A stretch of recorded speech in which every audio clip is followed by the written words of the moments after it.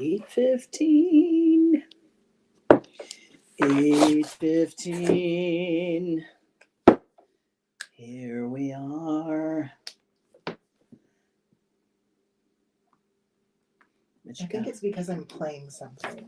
You're playing something. What do you mean? Hello, hello, hello again. Hello. Just called to say hello.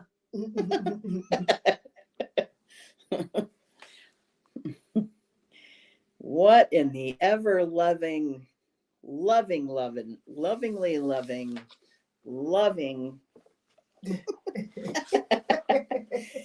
What is going on up in here? It's Inception. Okay. So can you pull up Facebook over there and see if we have any people? Hello again. Right now there's nobody here with us. So let's see. Because we got some things to talk about. And I just want to make sure all the people can hear us. So if you pull up Facebook and check, we can see whether or not people can hear us. I'm going to let them watch. Oh, it's me. No. Not when I search for it. I'm going to let them watch you. Period. Try to find. Get into it. Yes. We're trying this multicam in the same place at the same time. We have someone here. Hello. There are 2 people watching the stream. Can you hear us? Say something in the chat, and then I'll stop singing that. Is it working? That's the question. Can you hear me now? Can you hear me now? Can you hear me now? Do you have comments for Can you hear me now? Can you hear me now? There are 2 people watching, and we are just curious to find out whether or not you can hear me. There we go. Did somebody say yes? No. No one said yes. Nobody said yes? I'd appreciate the comment. What was that? I'd appreciate the comment so that we know what's going on. Can you hear us? Yeah, obviously they can hear us because it's doing closed captions. Oh. Well, there you go. Yeah. I mean, if nobody wants to talk to us, then the closed captions will be our guide. Here we are for a fun little episode of Frankly Speaking with myself, Eli Rigattiso, and my lovely co-host, Avalisa Ellicott. Hey, what's up? Hi. And you know what? We are in the same place. We are in the same place. Whoa! We're doing a multi-camera shoot right here in my dining room in Omaha, Nebraska. Avalisa's in town to join me for a training that we're doing tomorrow together. So we're pretty excited about that. And we thought, why don't we just go ahead and do a live stream event in the dining room, so that we can say hello to y'all, because it's been a few weeks, right? Our last guest, excuse me, you got it. Our last guest that we had on the show was Aiden Dowling, who was freaking awesome to talk to.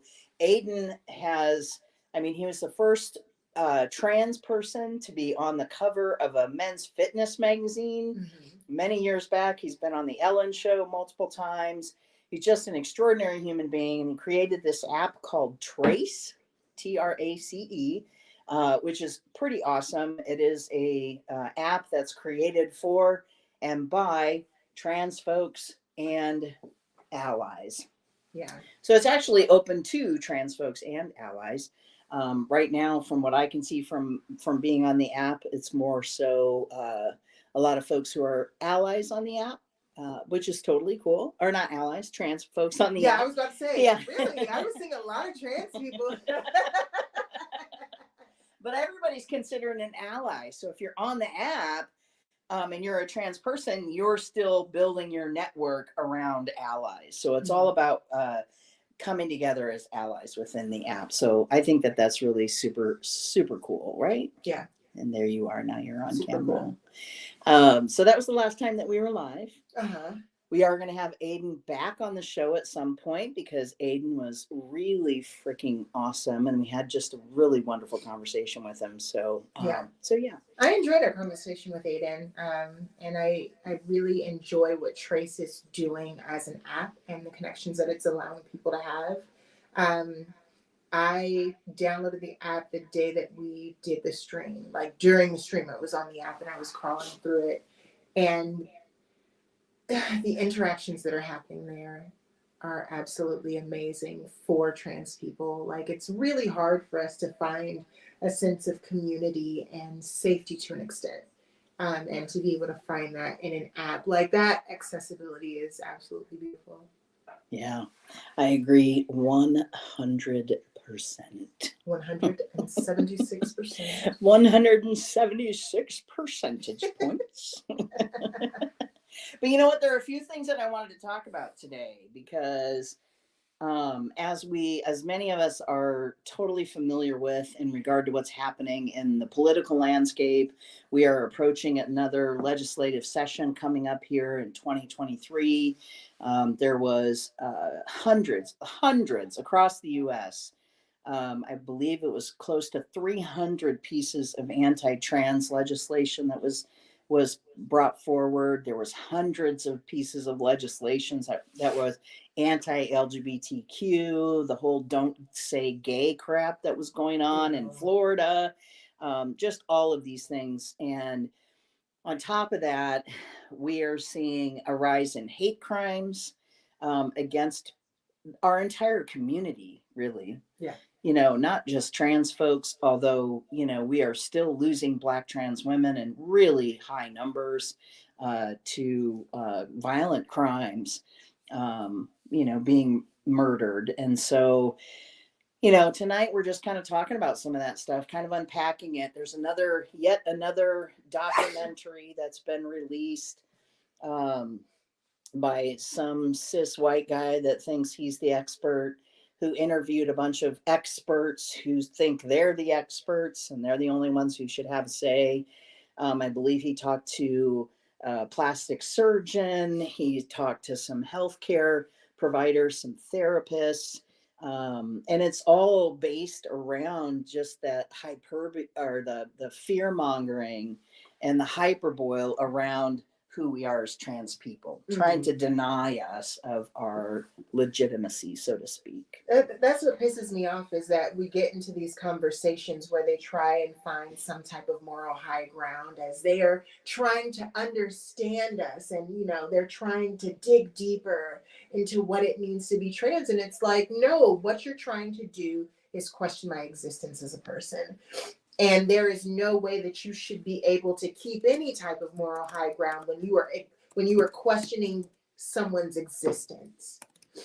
If I do something to upset you, you just get to be mad. If you do something to upset me and my community, our lives are at risk.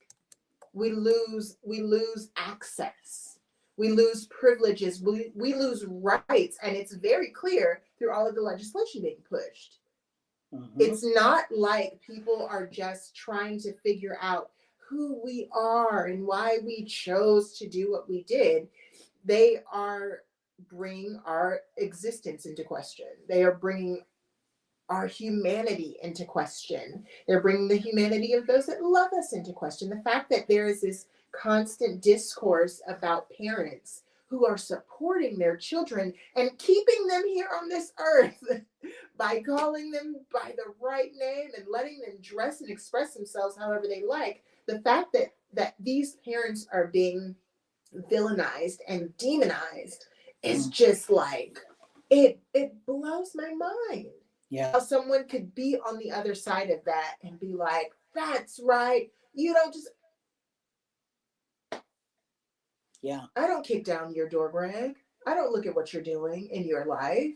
I mind my business. How about minding yours? And I think the world would just be a such better place if people simply minded their business. You know who said it? You know who said it best? Who said it best? Who?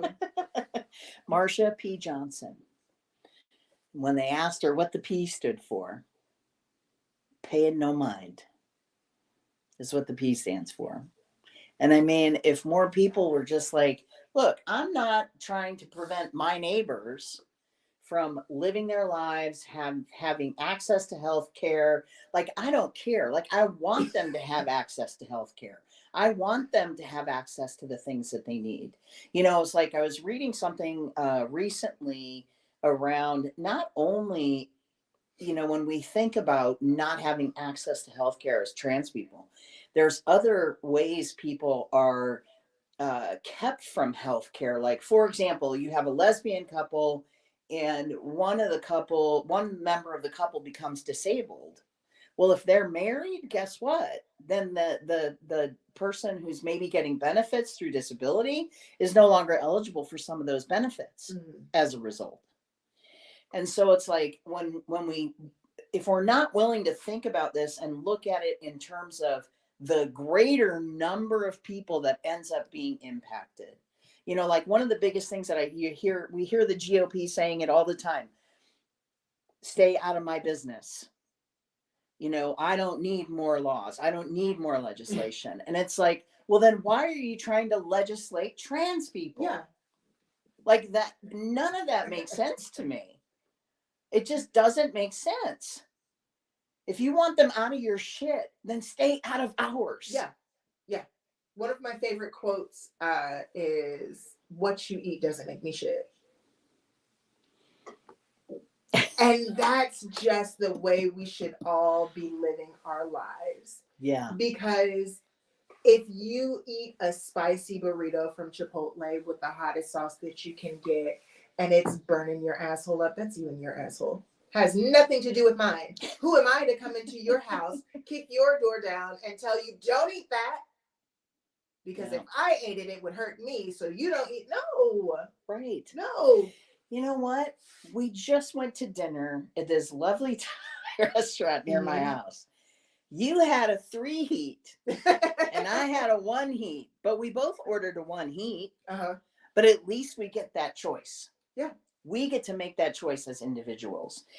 Michelle is here. Hello, Michelle. Hi, Michelle. If only they could see the difference in our kids when in an affirming place versus one where people refuse to acknowledge the correct pronouns.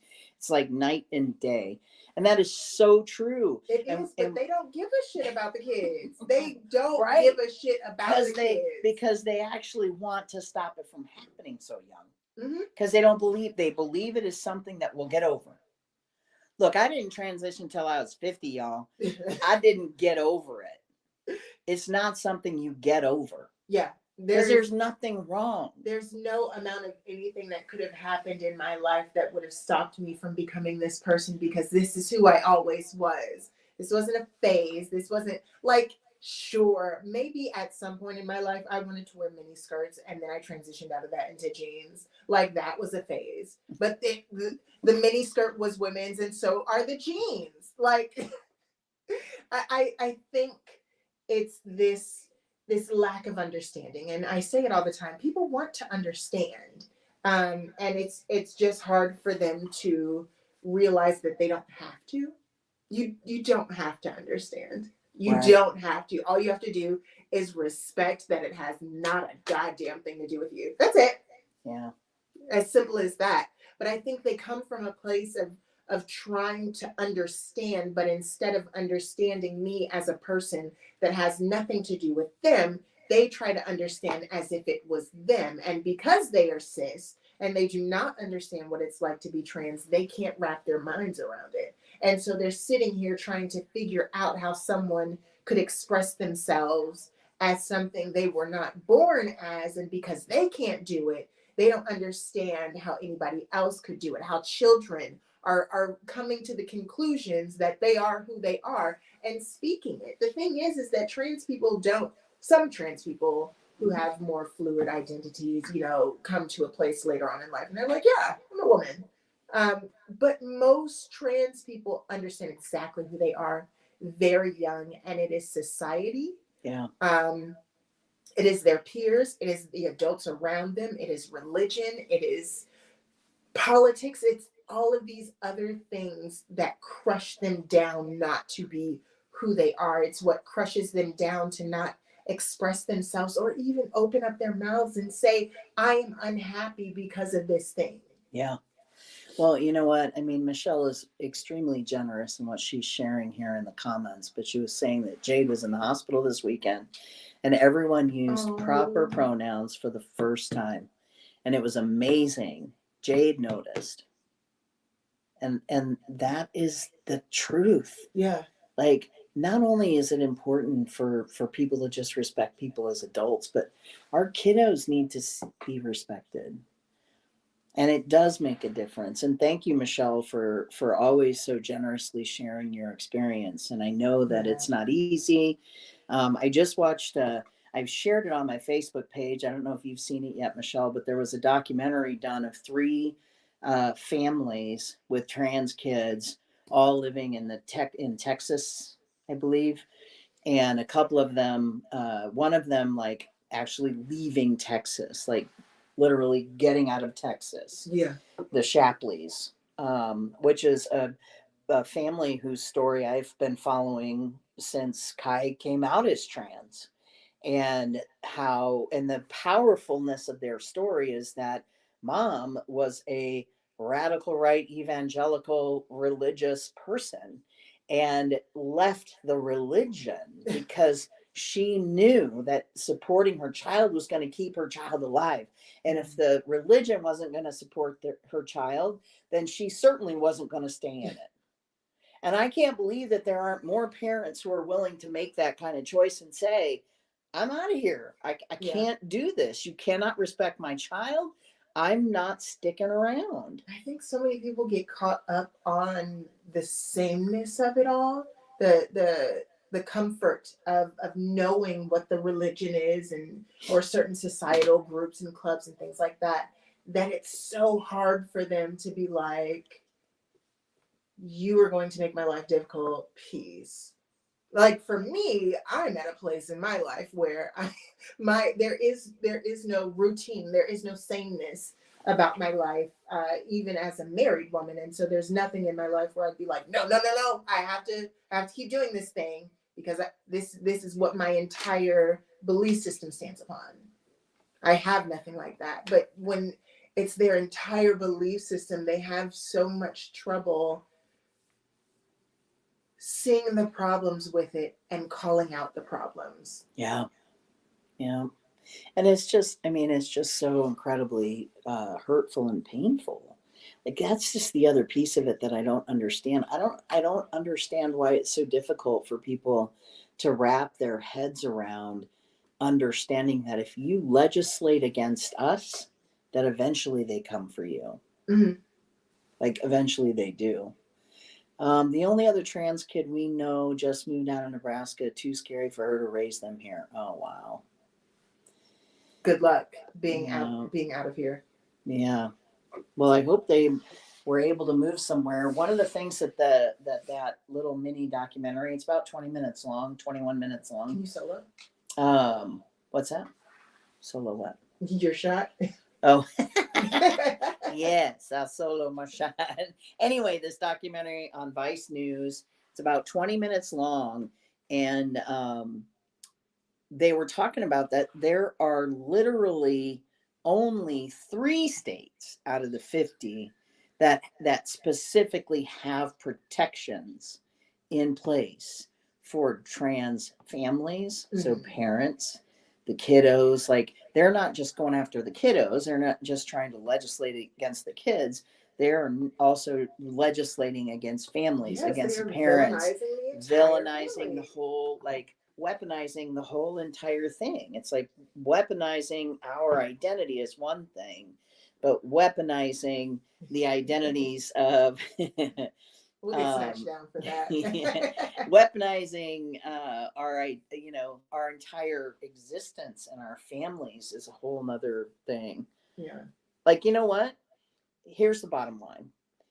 Black, brown, and indigenous people have had to face that and have had kids literally removed from their homes for minor infractions because of racist neighbors who claim that they're not taking care of their kids, or this, that, or the other. Native kids that have literally been stripped from their homes and put into boarding schools. This isn't something new.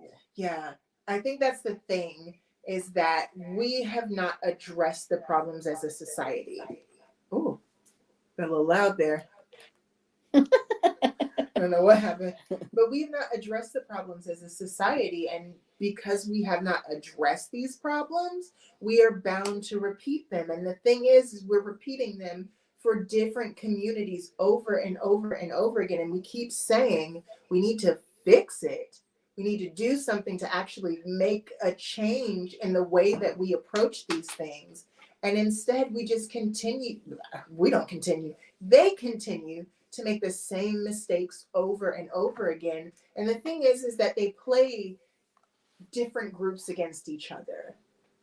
And that's disgusting to me. Yeah, absolutely. It is. Totally agree.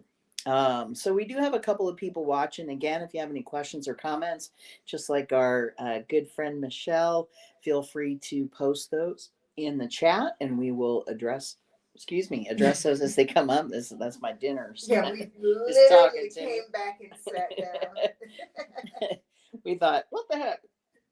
We're going to play with this and set up a multi-camera shoot, which is kind of fun. So that's basically what we're doing. But anyway, I also just, again, I find it so important for people to, again, continue to increase knowledge and awareness around what we're facing as a community. I mean, when we think about what's happening in society, I mean, there's things like Club Q happening. Yeah. There are drag queen story hours that are being protested. I mean, they're literally protesting us reading books to kids. And like, what kind of books do you think we're reading? Yeah.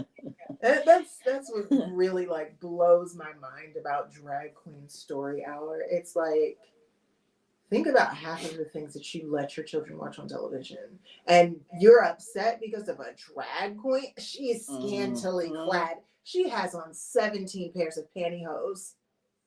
You can't even see skin. Yeah. I am not putting on lingerie to go read stories to a kid. The last time I did drag queen story hour, I was dressed up as a princess. And I was hot. I was sweating because I had so many clothes on. Yeah. Like, what are you really expecting? It's just this, it's people playing the fear-mongering of perversion. Yep. If it's not cis, het, white, straight, like if it's not this very conservative thing that even these people do not adhere to, there's something perverse about it. Yeah. Like the whole idea of like having yourself be totally buttoned up, covered up, like that whole concept just makes me sick to my stomach. I started watching, watched the entire series through because I couldn't sleep. I think it's called the English. It's on Prime. Mm-hmm. So basically what it is it follows the story of this woman who is English, who's in America, who through a series of circumstances meets this native man. And he has served some time in the military and is now coming back to claim land that the military has set aside to give to people who have served in the military. Mm-hmm. And it's really just a powerful display to a certain degree of how much things haven't changed. Yeah. Even though this might be happening out, on the countryside, because there isn't a whole lot of development happening yet, there's still so many common themes within this that are so powerful. Just the way that they treat women that really hasn't changed, but it's like they want it both ways. Like, mm-hmm. Women need to be quiet and take care of their families. But if that were true, then why are they letting some of these like Marjorie Taylor Greens, some of these other women into these Senate seats Like, what are their families thinking that they're not taking care of their family, right? It's like they're not holding everybody to the same standards, and it's just annoying. Yeah.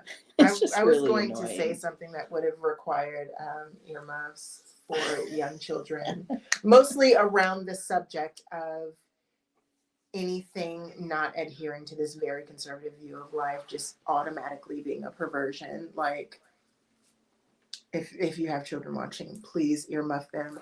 I will wave my hands when we're finished. But please do that for me. The conversation around gay sex, and what gay sex is, that conversation has kind of grown into this conversation about pegging. And I don't even think I know what that is. pegging, I don't want to say the feminine, I don't know. It's where somebody straps Oh, up. Somebody straps up and does the other. okay. But it's with an artificial thing. So it's usually Okay. cis women doing Got it. cis men. Got it. Okay. So it's this conversation about if that's gay. And it's like, you have a cis woman, a cis man having sex, and that's gay? How? And it's like, because it doesn't follow that very strict conservative line. Mm, And it's just so mind-boggling to me yeah. that a woman and her husband can have sex and someone would be like, that's gay. That is homosexual sex. Well, that's because the world is so screwed up in their whole concepts around what is acceptable when it comes to sex. Yeah. And we don't have enough conversation around it. We truly do not have enough conversations about sex. My little sister, Mom, if you come back and watch this, I'm sorry. Daisy. Disclaimer I think to the you'll be family. fine. Disclaimer to the I think the way family. I'm wording this, you'll be fine. But even when my mom was, being super hush hush when it came to like sex talks, I would sit my sister down and I'd be like, look, when it comes time for you to have sex with someone, it is not about getting it over and done with. It is not about doing it for them. It is about your pleasure as well. You were supposed to be happy when you do these things. You were supposed to reach some type of physical pleasure when you do these things. And like the fact that I'm having these very like in-depth conversations. I won't go too far into depth here, but I'm having these in-depth conversations with my sister about sex and sexuality, and the fact that if she is attracted to something that isn't, particularly what we say you're supposed to be attracted to, that's fine. If she doesn't know she's attracted to it, that's fine. Get out there, experiment, figure out what feels good for you, figure out what you like, figure out what you enjoy. I feel like parents need to be having that conversation because the birds and the bees ain't cutting it. Yeah. Well, and that's just it though, because most of these families are saying, "Hey, I want to teach my kid that. Mm-hmm. I want to be the one to tell them." But you know what? We didn't have those conversations in my house. The only conversations that we had when I was growing up was, "Don't do it. Yeah. Don't do it. Just don't do it. You just don't do it." So I was taught, like we were talking about this earlier today, it was like I was taught to be afraid of it. And so therefore I avoided it, but it kind of worked to my benefit because I didn't want to be with men. Yeah. Like I knew that. Same here. I got the don't get anyone pregnant talk. And I was like, that's not gonna happen. But like outside of that, like what other conversations were there about sex? And it was just that very small bit. And I think, we have so many repressed people living in society that have been doing what they think they're supposed to do, and they don't know actual pleasure the way that they should know actual pleasure. And they're passing this hush hush secret sex thing onto their kids. And It's like, Well, I we mean, need to it's raise responsible. right. And not only is it hush hush secret sex that they're passing on to the kids, but they're also passing on this belief that even self pleasuring Jesus Christ. is Yeah. not okay. I mean, let's talk about shame. Jesus. Shame is, it doesn't. Don't you say make Jesus. sense. It doesn't make sense. Don't you take the Lord's name in vain. I mean, if you can't love yourself, how in the hell are you going to love anybody else? Okay, RuPaul. But literally, find your pleasure yourself. Understand what makes you feel good. It is okay to make yourself feel good because that's your body. Yes. And again, And then to be able to share that with your right, partner and to have vocalize. learned. But the thing is that so many people like demonize sex in this very gross way, and the whole don't do it to yourself. You're gonna go blind. You're gonna break your hymen and bleed all over it. Like Jesus. But like these are all around that same hush hush secret sex talk. Because if somebody's pleasuring themselves, they're going to go seek that from somebody else, regardless of what age they are, regardless of where they are in their own maturity. If they pleasure themselves, they're going to go out and they're going to seek sex. And well, it's like, and here's the thing though, but that comes from the mentality that is that cis het male mentality that they deserve to be serviced, and so it's different, right? That's a whole different side of the coin. But what do they end up doing with that?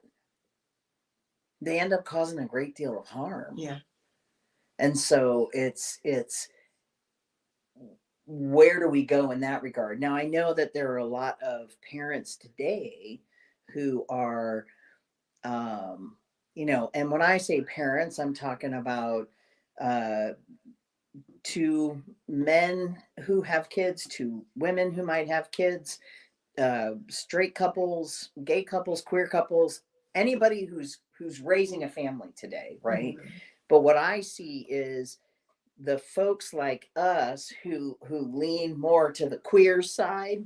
We're actually, we're giving knowledge to our young people, and they're raising young men, young non-binary kiddos, young women, young girls, to be empowered and to be compassionate, empathetic, and respectful. Yeah, I was watching White Lotus, and I think in like the first episode, the dad goes to his son, and he's like, "I know it must be hard for you growing up as a young man these days." And the son leans over, and he's like, "Why? Because we can't force ourselves on girls anymore."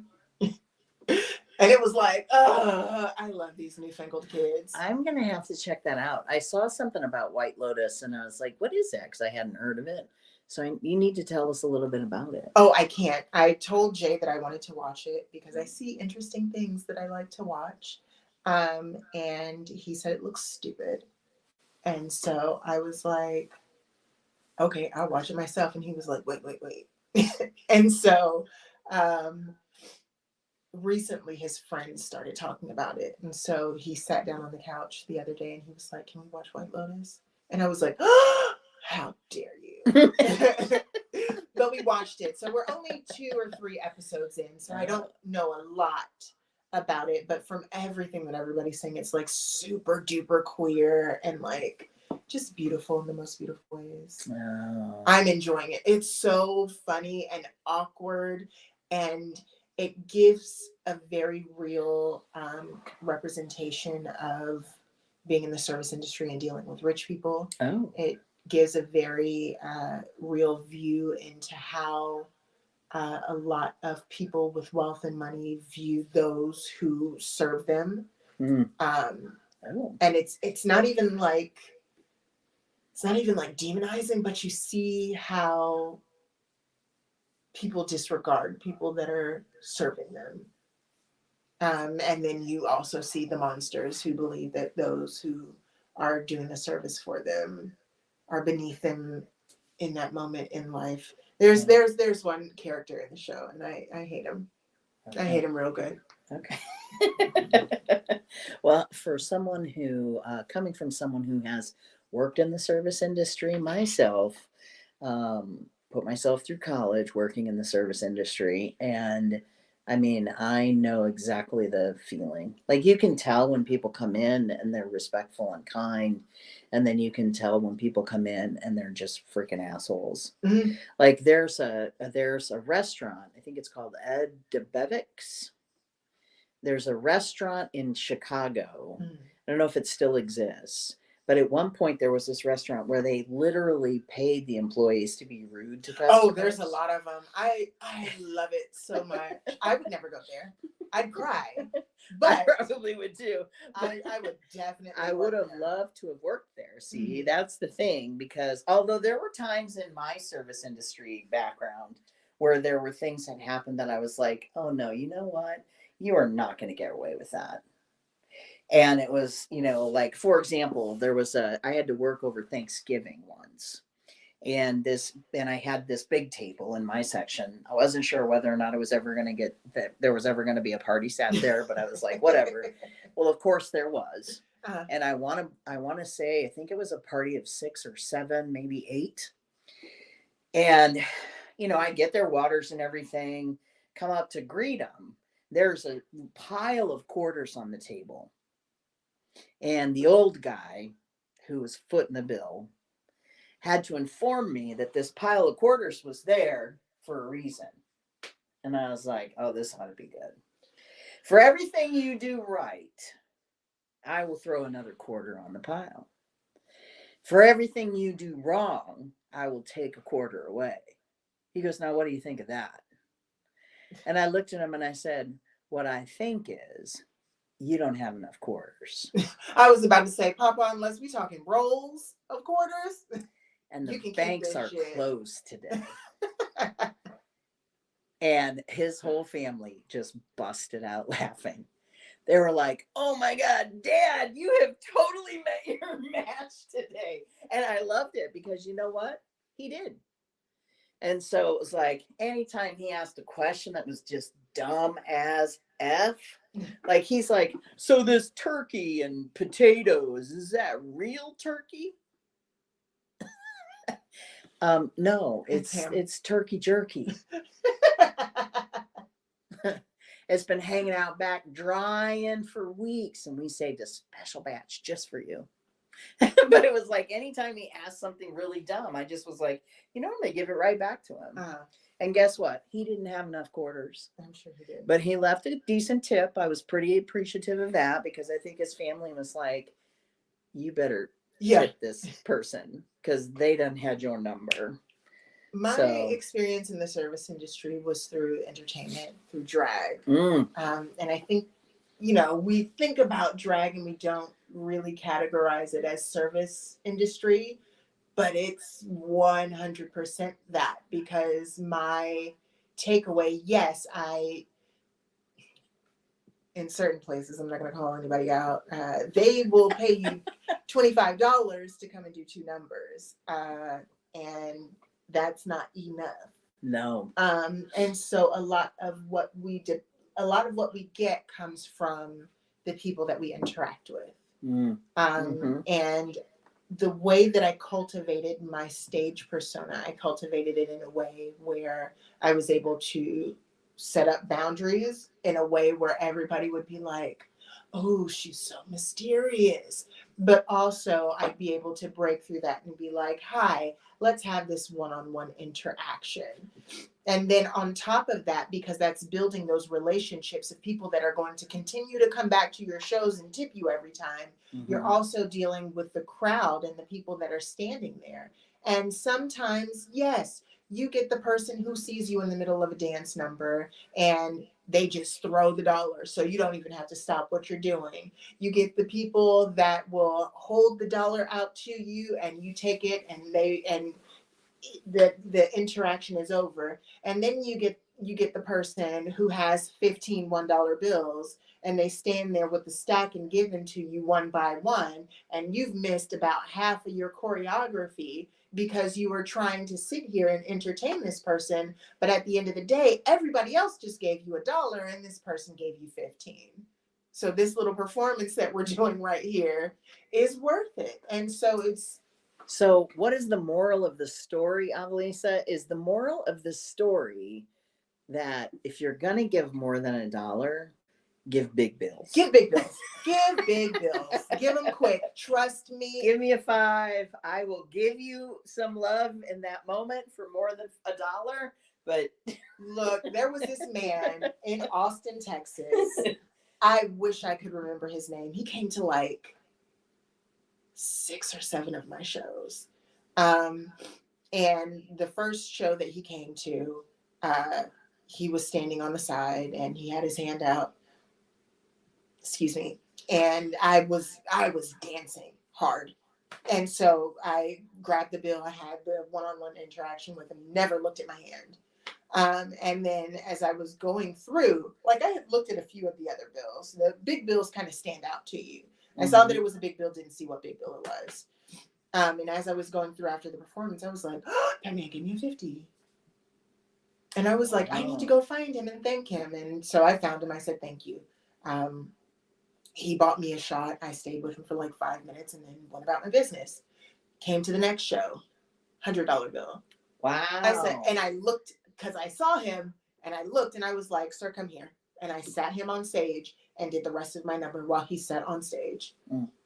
And we did that about 5 more times because it was the appreciation for him actually pay. He could have sat there with $101 bills and, you know, one by one gave them to me. But like, he brought big bills. He gave them to me. Yeah. It was an amazing experience.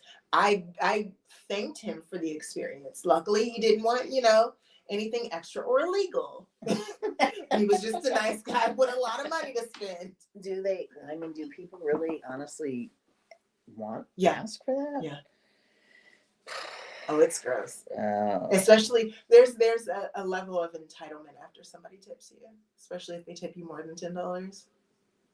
It's gross. It is gross. It sounds really gross because it's just like, you know, I mean, like you said, if you consider it a service industry, to me, it's like you're entertaining me, but you're not just there for me. Mm-hmm. You're here for everybody that's in the room. And I'm showing you my appreciation by saying, hey, I feel like you're worth $5 or $10 or $15 or $20 as opposed to a single dollar. Not that a single dollar doesn't make a difference. Right. In a big room, if everybody's in the room and there's 125 people and everybody tips $1, that's a nice, you know, 5.5 minute song or 6 minute song performance, right? And so, like, when I think about that, I think, you know, I love going to drag shows. I don't like the individual dollar type thing. So it's like, I'll go and I'll say to myself, look, I can only spend this much. There's this many entertainers. I'm going to be able to give everybody this much money. And I will do that for one song for each person. And once we go through the first round, I'm out. Yeah. I'm usually like, okay, I have this much to spend. There's this many performers. They're doing this many numbers. Okay. And even if I have more than $1 bill, it's very rare where I'll go and tip somebody twice. Like if it slows down, that's when you reach in and you tip them to remind everybody that this is what we're supposed to be doing.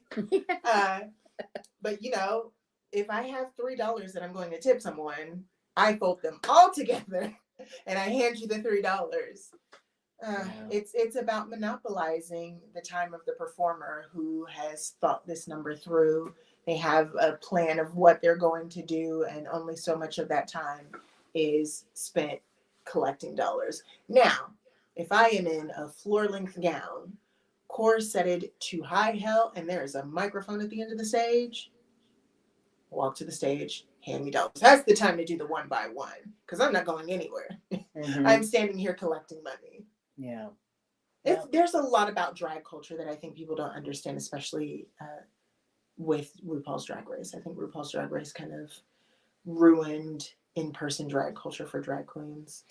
Tell me more about that. Oh, they think we're all supposed to have new costumes every time we step on stage. They think we're supposed to spend hundreds of dollars on costumes. They want a new number every time. They want new hair every time, and they don't want to tip because you don't tip the girls on RuPaul's Drag Race. They get out there and they lip sync for their life. And so I remember going through a time period where I'd be like, oh, I did a drag show tonight. Who won? No one. It was a drag show. It was just a drag show. And so, you know, the tipping culture of drag, when RuPaul's Drag Race made it to VH1 and we started getting a lot of people who were not normally at the shows, they were coming so that they could have some RuPaul's Drag Race in real life, but they didn't understand the culture. And so they weren't tipping and they weren't giving, and they held these ridiculously high expectations. And I had one girl standing beside me at a drag show. This was like 2015, 2016. And she said she didn't even do a split. Why am I going to give her $1?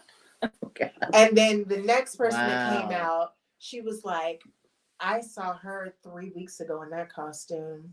And it's like, but you're holding a single dollar bill. She's supposed to go get an outfit made for $150. And you have who are you to talk? Right. If you are paying for new costumes, if I'm getting $50 from you every time I step on the stage, yeah, I will put a new costume on every time I step on the stage. Right. But girl, for real. Yeah. Yeah, and I think I'm glad that you shared that, because I think that's something that's also important for people to understand about, you know, the things that we see on TV are not necessarily always the way that it's going to be in real life. Please keep that in mind for the future. Yeah. And so understanding that, but I think about so We're Here, for example, on HBO. Mm-hmm. I love the show. I think the concept is brilliant. I think that the way that we are, you know, the way being able to really see what obviously I needed to sneeze. so I soloed myself. See, that's why y'all are seeing me. But it didn't come out. Anyway, but watching those kinds of shows, it's really interesting. I don't know if you started watching season 3 yet of We're Here. Honestly, I was watching it and I was like, when did we step back in time? Some of the things that they were dealing with in this small town that they're in felt like they were so archaic. Felt like the 90s. Well, no, even further back than that. I mean, it was unbelievable to me. And so it's the other thing I think people need to understand is that although we see great advancements for our community, there are some places where there's way still decades behind what we all know in bigger cities or in more progressive areas. That to me is scary. Yeah, it's terrifying. Jay has a family ranch in Harrison, Nebraska. And in Tassel, Wyoming? Harrison, Nebraska. All the way at the border. And I believe that I am one of the only Black people that have been in that town for a very long time. Really? Yeah. I know for sure. Maybe another trans person has driven through. But did we lose sound? Can y'all hear us still? Your browser has lost connection to your mic. Make sure no other apps are using your camera mic. Did something pop up? No, it's still going. Okay. Maybe my maybe it finally turned my speaker maybe off. that's That it. has been. We're still getting, but we're still. Yeah, I'm still getting Okay. captions, so that means they're hearing something. Michelle says we can heat you, but I think she meant to say here. I mean, you can heat us up. It is a little chilly in here. But yeah, it's a super small town, and you know, he tells me about how he grew up in. He grew up in Bartley. His parents live in Bartley. Jesus. They're gonna watch this and they're gonna be like, "You don't know anything." But it's a very small town as well, and him being bi was a very, very big deal because in his town, in his area, there wasn't a lot of that, and so realizing that there are places in this very progressive country that while it's progressive, it's still very conservative and still very behind in a lot of places. And it's so hard to see that when we are in larger areas where we are making strides and, you know, we're dealing with pretty tough struggles, but it's still 2022 here. It's not it's not 1983 where, you know, there's still AIDS panic happening everywhere. But like in some places, in some small towns, like that's still a very big thing. And that's crazy to me. Mm-hmm. I agree. And that's what I was feeling when I was watching that. I took the 2 shot off for a second. Okay. Because I don't want to like promote these these beverages and whatnot on the table. And they're just regular beverages like water and lemonade. So there's nothing fancy going on over here. Yes, I totally understand. I totally get it. And I know that there are smaller towns that are starting to become more progressive, but like some of the things that we faced in bigger cities, like when we were first starting Pride here in Omaha, for example, for Heartland Pride, there was a organization prior to Heartland Pride, but they just had some mismanagement and some things. Some difficulties. So, yes. But like at that point, when Heartland Pride took over Pride, and it was still really, really small in comparison to what's happening today. Like this past June, being at the CHI downtown, I mean, it was lovely. Even though they put you in the corner. I know. They put baby in the corner. They didn't even put baby in the corner. They put baby across the football field. That's right.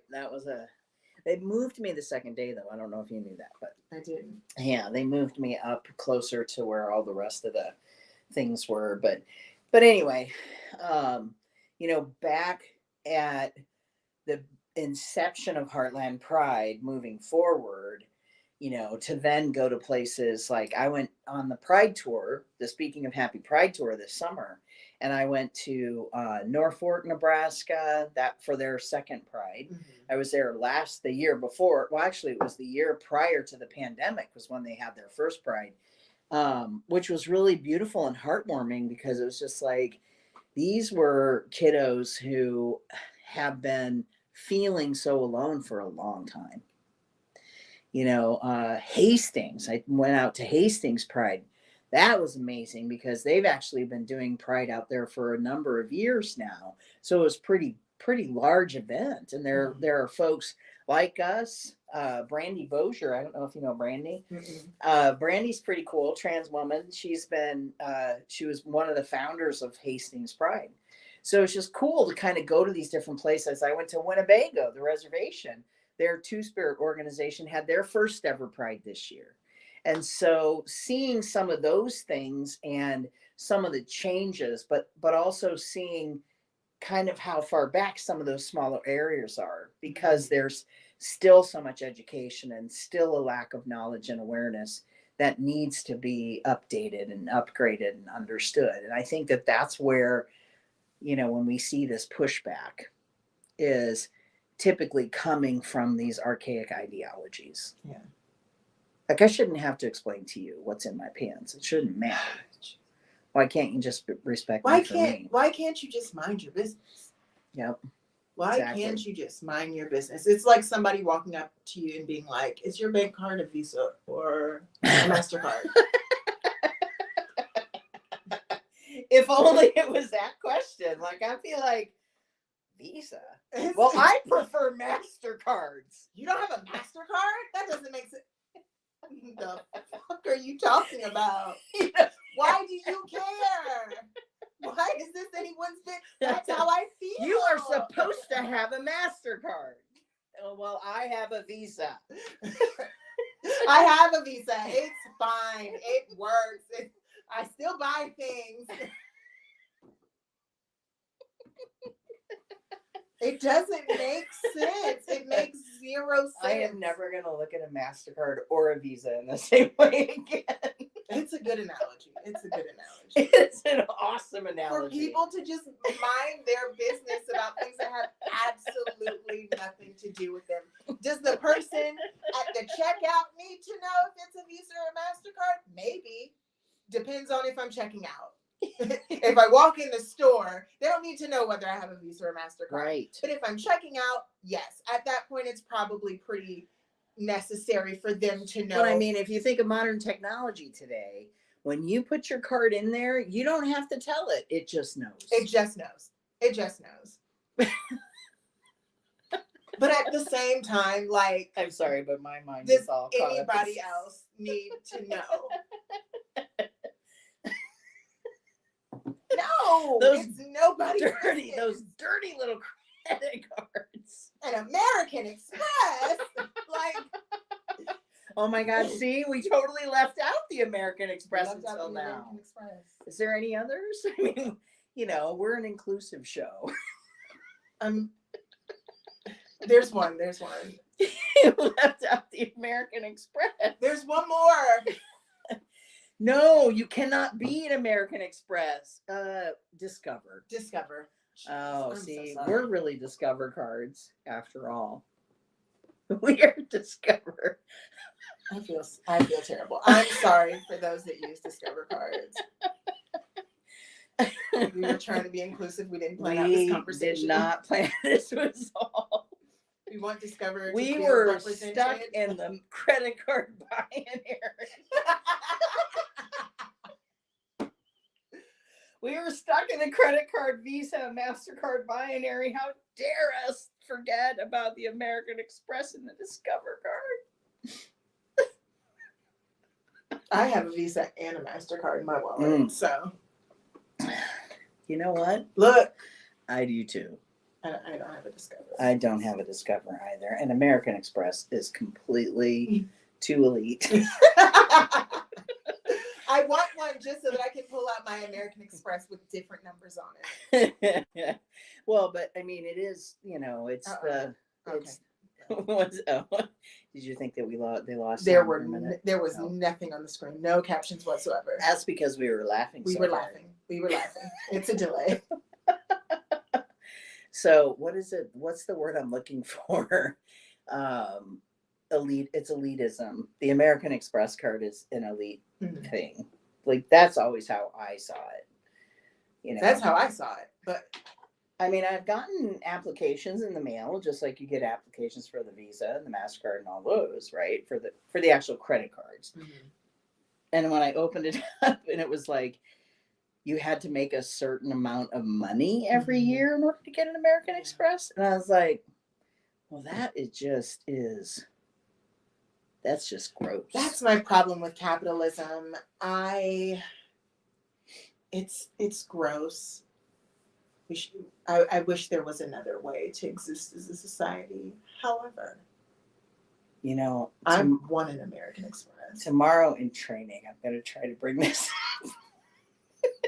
Tomorrow in training, I'm going to ask you at some point, Avalisa, are you a Visa or a MasterCard? What's in your wallet?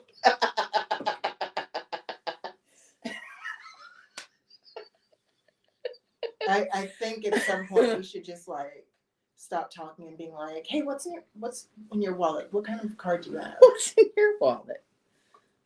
What does it matter? It's a great example. We totally need to figure out.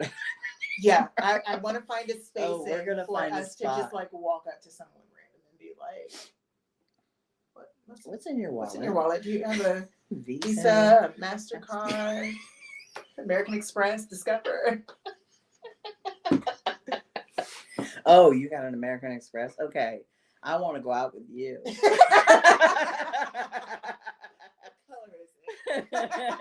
Is it a gold card? A Because if it's black one. Oh my god.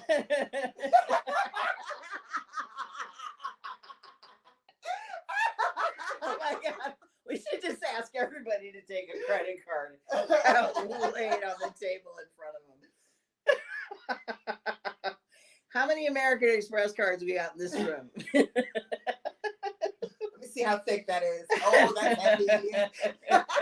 Did you know they have heavier cards? No. Yes, they're thicker and they're heavier. I don't know what they're made out of. See, it's a very elitist thing. They are. This is totally made up by a man. 100%. 100%. He was like, I want my credit card to be heavy. What? Because it's the only card I need to carry. Because look at me, I'm all that. If I can't have a water Joe, I want a heavy credit card. Boom. Pretty soon there will be no credit cards because everything's going to just go right through your phone. I mean, it's almost there anyway. I don't know. I think because I like to be indecisive when it's time to spend. I have 3-4 credit cards and I like to put at least one purchase on each of them throughout the month. And so I'm like, which one is it today? And like that's fun for me. I still want to pull it out and tap it and be done with it. But like, I like that piece of indecisiveness. And I think like scrolling through the different cards, like that doesn't feel the same. Yeah. Mm-hmm.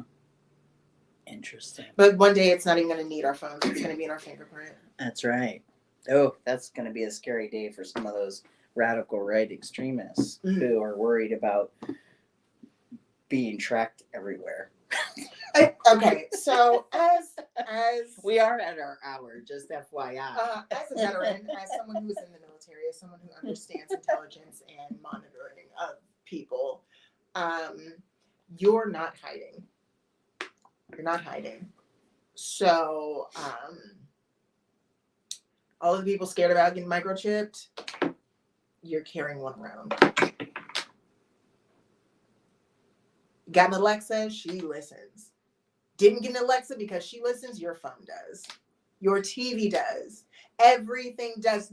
You are not escaping being monitored. You can do the best you can to reduce your footprint. But for those of you living life to not be, you're being monitored. Mm-hmm. Yeah. And that's as much as I can say on that. Well, and I believe you, and it's just the nature of the world. I mean, I don't want to start another conversation, but I am going to toss this out there as something that we will talk about the next time we come back. And that is this whole AI experience, because there's a lot of interesting schools of thought around it. There is, I think, like, I know that it's been kind of coming, like I've felt it coming, but there are just so many different schools of thought around it in regard to what's considered art, what's considered stealing art, what's considered, copyrighted, what's not copyright, what's, what are we violating? How are we violating it? Right? Because I know from what I understand in regard to copyright is that if you were to produce a piece of art and I took that piece of art and I created something else out of that piece of art, then that's a whole new iteration of it. So it's not me stealing your art. Yep. Right? And so I get that. But then when I hear about what went into building the whole AI technology, I start to have concerns. I did it and I did it more than once to see what my results would be. Same. Not happy every time. There's very few photos. I'll pull one up of this white woman. That's one of the things. The AI doesn't understand people of color. Not at all. And but again, but then there's also like within trans and non-binary, yeah, see, that's Who is that white woman? who is that And woman? why does she have a hand coming out of her shoulder? Is that me? What is that old 80s film? That looks like the woman from that 80s film. Oh, I can't think of what it is. But that's what you look. You kind of look like Kirstie Alley there. A little bit. A little bit. Right? That's who that white woman is. It's Kirstie Alley. It sure is hell you. Who is this white woman? What? Yeah. It just really, like, the first pack that I got was very, they tried to make my nose small, but then I do contour my nose in most of my things, and so I see how a computer could have misread that. Yeah. But like, just straight up Caucasian woman. Yeah. That's not you. Straight up. Straight up pale Caucasian woman. It makes me look like my friend Jordan Del Mundo. It does. I showed Avalisa the proof. Anyway, like I said, we don't want to get deep into that conversation right now, but I do want you to think about, for we as trans folks, even, there's a certain amount of gender euphoria that comes out of using an app like that, because there are many trans folks who don't quote unquote pass. Many of us who aren't even desiring to pass. Many of us who want to pass, but that won't ever happen for us. And so I think it's just important to keep those things in mind when people are sharing these images that are giving them like huge amounts of gender euphoria. Yeah. To not sit and, kind of like they say, don't yuck my yum. But still being aware of that we are fueling a machine that is creating these images based off of artwork that is real artwork that other people have done. So I have, we'll spend an episode dedicated to that. We'll do some research and we'll spend an episode dedicated to AI. Follow-up question for you. Yeah. When a computer starts to feel emotion, is it okay to shut off the computer? Is it okay to shut it down?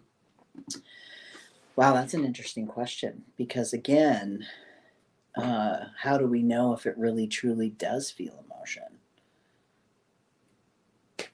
We're going to leave that hanging for our next episode. All right, Michelle, I think you're the only one left as always. Thank you so much for being such a dedicated viewer and being here with us, listening in on our conversations where we literally turn credit cards into the gender binary and give them a gender identity. We'll report back next time on what the results of using that in a she said this in hers. Oh, thank you. We'll report back on the results of the training experience and what they thought of our gender binary comparison. What's in your wallet? I never. I'm so excited. I am gonna laugh hysterically anytime I hear that again. All right, y'all. Thank you so much. Love you. Bye.